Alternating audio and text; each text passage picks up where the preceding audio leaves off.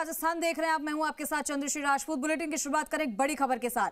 जयपुर से इस वक्त की बड़ी खबर आ रही है। जेडीए की प्रवर्तन शाखा के मुखिया का ये कैसा रवैया है। न्यायालय ने 2 दिन पूर्व बहुमंजिला इमारत के निर्माण पर लगाई थी रोक, फिर भी बिल्डर के रसूख के चलते जेडीए नतमस्तक। न्यायालय के आदेशों की पालना में ये कैसी कोताही बरती जा रही है। सुमेर नगर एफ ब्लॉक में बहुमंजिला इमारत के निर्माण का मामला है। आज धड़ल्ले से बड़े लेवल पर हो रहा है निर्माण। जेडीए के पूर्व एडिशनल कमिश्नर गिरीश पाराशर ने सौंपी थी रिपोर्ट। पाराशर ने प्रवर्तन शाखा के मुखिया को कॉपी भेजी थी इसकी। न्यायालय के स्टेट की कॉपी भेजकर आदेशों की पालना का किया था आग्रह। इसके बाद कल रुकवाया था निर्माण, लेकिन आज बड़े लेवल पर इसका निर्माण चल रहा है फिर से। आखिर बिल्डर पर प्रवर्तन शाखा क्यों मेहरबान है। पूर्व अतिरिक्त आयुक्त गिरीश पाराशर ने कहा कि जेडीए की ये कैसी जीरो टॉलरेंस है।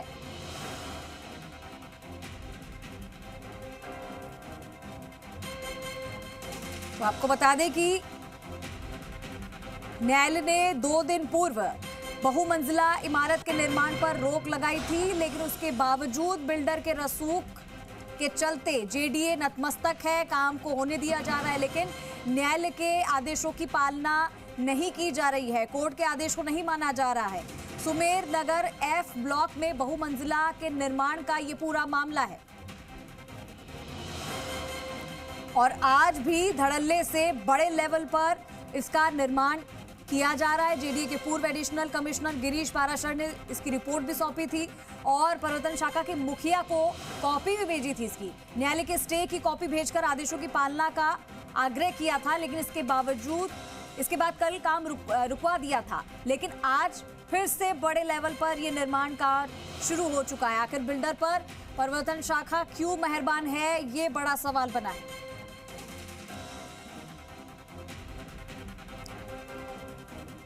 तो आप देखिए कि कोर्ट के आदेशों की पालना भी नहीं की जा रही है। क्या इसमें मिलीभगत सामने आ रही है? क्या वजह है जिसकी वजह से बिल्डर पर प्रवर्तन शाखा मेहरबान है?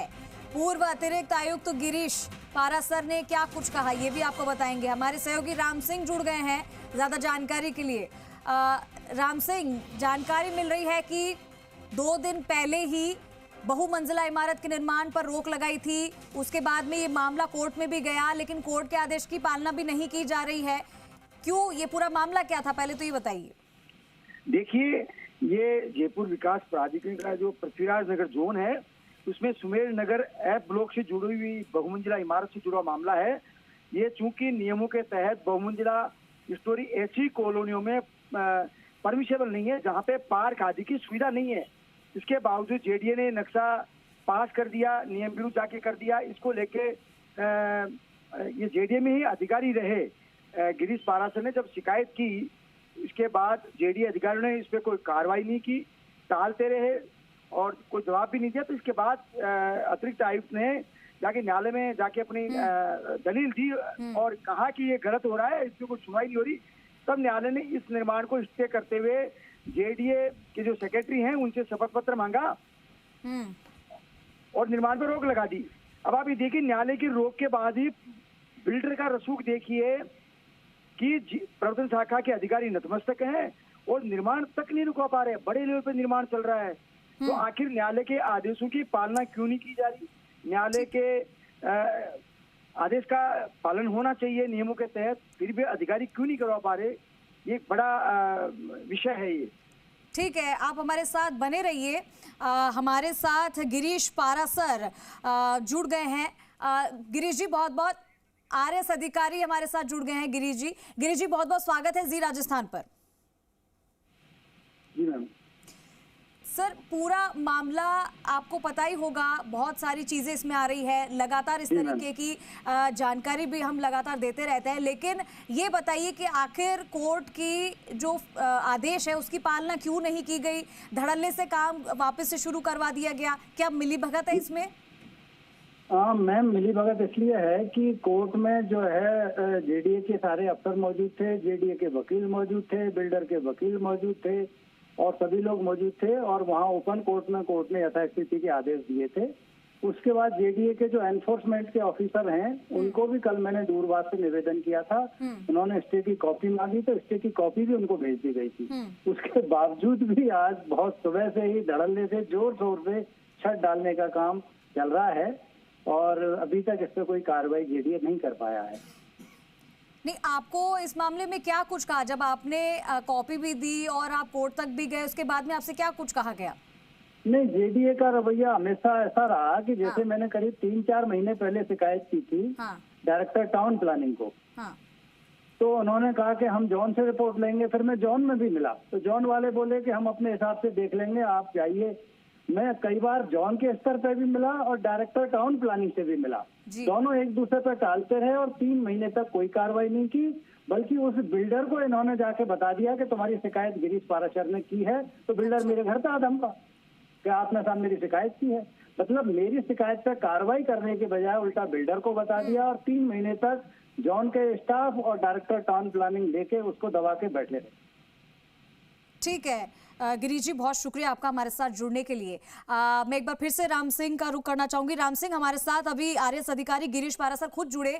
उन्होंने बताया कि क्या कुछ हुआ, बजाय इसके उन्होंने कहा कि इस पर कार्रवाई होनी चाहिए थी। कोर्ट तक ही मामला गया है, कॉपी तक उन्होंने दी, लेकिन जो डायरेक्टर है वो खुद आके उन्होंने जो शिकायत की है उसके ऊपर उनको धमकाने की कोशिश की जा रही थी कि तुम्हारी शिकायत की गई है। तो आप देख रहे हैं कि किस तरीके से ये बड़ा जाल फैलाया गया है और साथ ही इस पर कार्रवाई होनी चाहिए, लेकिन उल्टा इन्हीं को धमकाया जा रहा है।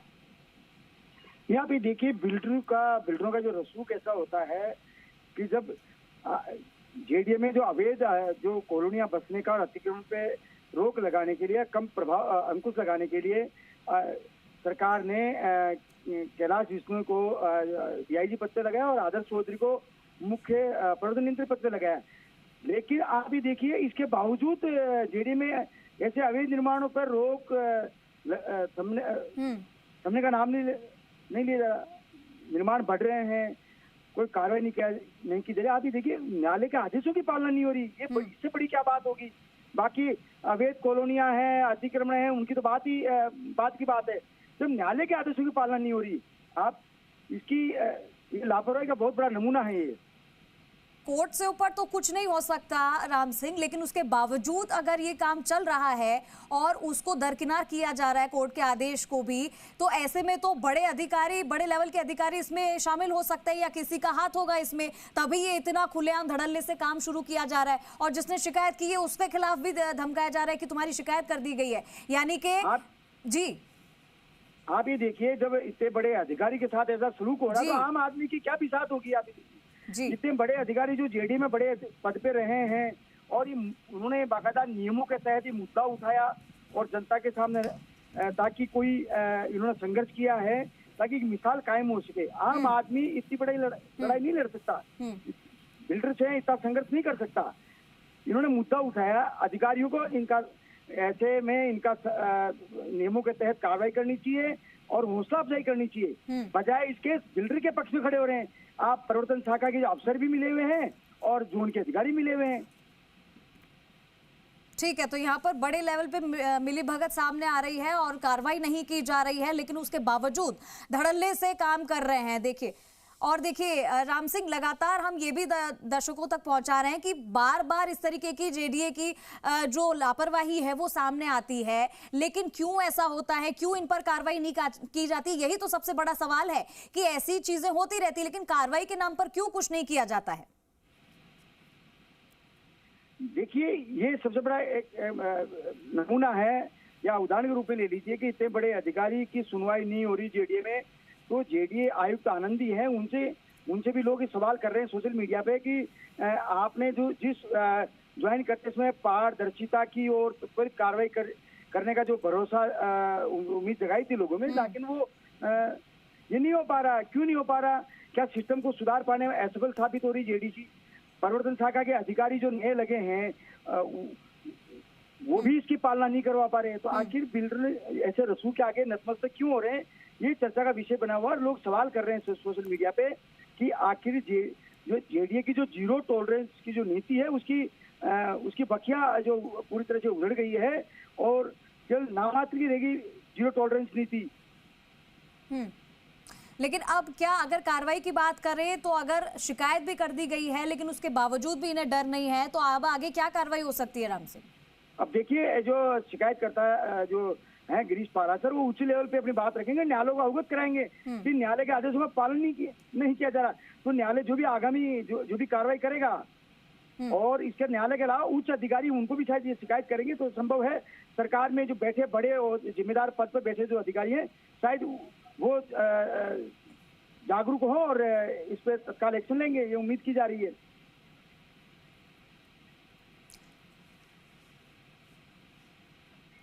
ठीक है, ठीक है, हम आप तक ये जानकारी पहुंचा रहे थे कि कैसे यहाँ पर धड़ल्ले से काम किया जा रहा है और उसके बावजूद यहाँ पर कार्रवाई नहीं हो रही है। तो हमारे साथ लगातार हमारे सहयोगी भी हैं और उसके बाद भी हम आपको बता रहे हैं।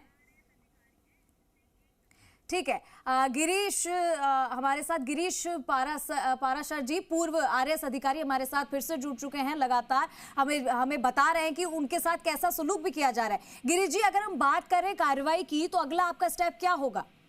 जी मैम, इसमें जो भी जेडीए के बड़े अधिकारी हैं उनको अवगत कराया है, और सरकार में भी जो इसके रिलेटेड बड़े अधिकारी हैं उनको भी अवगत कराया है।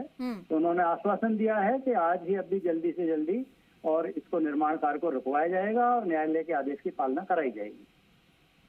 ठीक है गिरीश जी, बहुत शुक्रिया। एक बात और बताना चाहता हूँ जो बहुत महत्वपूर्ण है कि जेडीए के अधिकारियों की मिली भगत सबसे बड़ी इसलिए है कि जो भी कोई बिल्डिंग बनती है उसका बिल्डिंग प्लान जेडीए अपनी वेबसाइट पर अपलोड करती है, उसकी डिटेल, और एक कॉपी जेडीए की उस पर निर्माण स्थल पर लगाया जाता है। लेकिन इस मामलों में ना तो आज तक अपलोड किए 4 महीने से, जबकि मैंने लिखित में मौखिक रूप से कई बार निवेदन किया, और ना इसकी कॉपी आरटीआई में दे रहे हैं, उसको छुपा रहे हैं, कह रहे हैं साहब इसकी नाम आपको आरटीआई में देंगे, और ना इसकी बिल्डिंग कॉपी अपलोड करेंगे। इससे बहुत साफ साफ जाहिर है कि जेडीए की ये सारी मिली भगत है, मिली भगत से ये सारा काम हो रहा है और ये चुपके से काम करवाया जा रहा है। हाँ, ठीक है। और इस दौरान उन्होंने 3 महीने में पूरी बिल्डिंग खड़ी कर ली 7 मंजिल की। ठीक है गिरीश जी, आपने अपनी बात रखी और हमारे साथ जुड़े, उसके लिए बहुत बहुत धन्यवाद। राम सिंह, मेरा आखिरी सवाल यही होगा, जैसे कि अभी गिरीश जी ने बोला, उन्होंने बताया कि ये बहुत इंपॉर्टेंट चीज़ है कि हमेशा जो भी बिल्डिंग का निर्माण किया जाता है उसको लेकर कुछ अपलोड किया जाता है, फोटो अपलोड किया जाता है, उसके बारे में जानकारी दी जाती है साइट्स पर, लेकिन जो ये बिल्डिंग्स अब बन रही है जिनको परमिशन नहीं दी है उनके बारे में कहीं पर भी कोई इन्फॉर्मेशन नहीं है। तो ये चुपके से और 3 महीने में बिल्डिंग ही बना के खड़ी कर देना, ये अपने आप में एक बड़ी बात है। नहीं, अभी देखिए जेडीए के जो नॉर्म्स है, नियमों के तहत कोई भी बहुमंजिल इमारत बनती है तो बाकायदा एक बोर्ड लगाया जाता है, उसमें पूरी जानकारी होती है कि नक्शा कब स्वीकृत हुआ, कितना निर्माण किया जा रहा है, सारी डिटेल्स होती हैं। इनके बावजूद न तो मौके पे बोर्ड है, न वेबसाइट पे इस प्रोजेक्ट को अपलोड किया गया। और आप ये देखिए, सबसे बड़ी बात तथ्य यह है कि आरटीआई तक की सूचना नहीं दी गई। इससे बड़ी क्या मिलीभगत होगी? आरटीआई की सूचना आम आदमी को दी जाती, देने का जो नियम बना हुआ है वो सब कागजों में तक सिमट के रह गए हैं। इतने बड़े अधिकारी को भी आरटीआई सूचना नहीं दी जा रही, इससे बड़ा क्या उदाहरण सामने होगा? जी ठीक है राम सिंह, बहुत शुक्रिया आपका। और हमारे साथ पूर्व आरएएस अधिकारी गिरीश पाराशर भी जुड़े, जिन्होंने तमाम चीजें हमें बताई। बहुत शुक्रिया आप दोनों का हमारे साथ जुड़ने के लिए। तो देखिए, लगातार